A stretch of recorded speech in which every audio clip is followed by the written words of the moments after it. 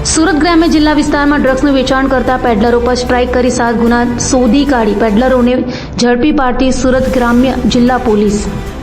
Mayor police મહાનિરીક્ષક સાહેબ શ્રી પ્રેમવીરસિંહ સાહેબનાઓની રાહબરી હેઠળ police અધિક્ષક સુરત ગ્રામ્ય શ્રી રાજેશ ગડિયા સાહેબનાઓના માર્ગદર્શન હેઠળ સુરત ગ્રામ્ય જિલ્લામાં નાર્કોટિક્સની બદીને નેસ્ત નાબૂદ કરવા અને પેડલરો વિરુદ્ધમાં સખત કાર્યવાહી કરવા એસઓજી એલસીબી તથા તમામ થાણા અમલદારનાઓને stand strong against drugs campaign હેઠળ કામગીરી કરવા સૂચના આપવામાં આવેલ। જે અનુસંધાને સુરત ગ્રામ્ય જિલ્લા પોલીસ દ્વારા અલગ અલગ ટીમો પાડી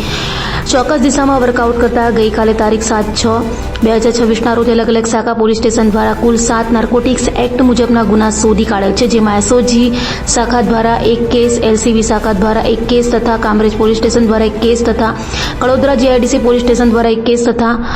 પાલોદ પોલીસ સ્ટેશન દ્વારા 1 કેસ તથા પલસાણા પોલીસ સ્ટેશન દ્વારા 1 તથા ઓલપાડ પોલીસ સ્ટેશન 1 શોધી કાઢવામાં આવેલ છે।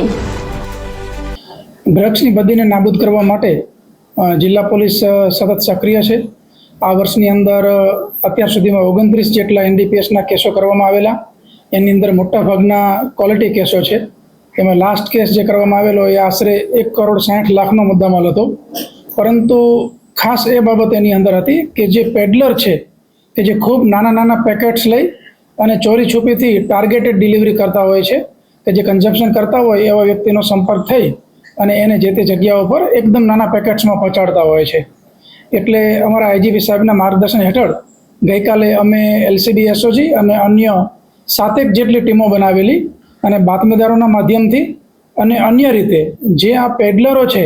એ પેડલરો પર સ્ટ્રાઇક કરવામાં આવેલી અને પેડલરો પર સ્ટ્રાઇક કરી એમાં અમે સારી એવી સફળતા મેળવી છે। 7 જેટલા એનડીપીએસના કેસ એક જ દિવસમાં કરવામાં આવેલા છે, જેની અંદર ક્વોન્ટિટી નાની છે। પેડલર પાસે ક્વોન્ટિટી નાની જ હોય છે, નાના પેકેટ્સની અંદર એ લોકો ડિલિવરી કરતા હોય છે, પરંતુ જે નો ડ્રગ્સનું કેમ્પેન છે એ ચરિતાર્થ કરવા માટે અને ડ્રગ્સનું જે નેટવર્ક છે એ સંપૂર્ણપણે તોડવા માટે અગાઉ મોટા કેસ કરેલા છે। એ જ રીતે આ જે પેડલર છે એને અમે ટાર્ગેટ કરી અને કેસ કરી રહ્યા છીએ અને 9 જેટલા પેડલર પકડવામાં આવેલા છે, 7 જેટલા એનડીપીએસ એક્ટ મુજબના કેસ કરવામાં આવેલા છે। એક વ્યક્તિનો જે ઇતિહાસ છે એ ગુનાહિત છે, અગાઉ પણ એની વિરુદ્ધમાં એનડીપીએસના કેસ થયેલા, અને આ અમારી જે સ્ટ્રાઇક છે એ અવારનવાર કરવામાં આવશે અને સુરત ગ્રામ્યની અંદર ડ્રગ્સનું જે કંઈ નેટવર્ક હોય એને સંપૂર્ણપણે ધ્વસ્ત કરવામાં આવશે।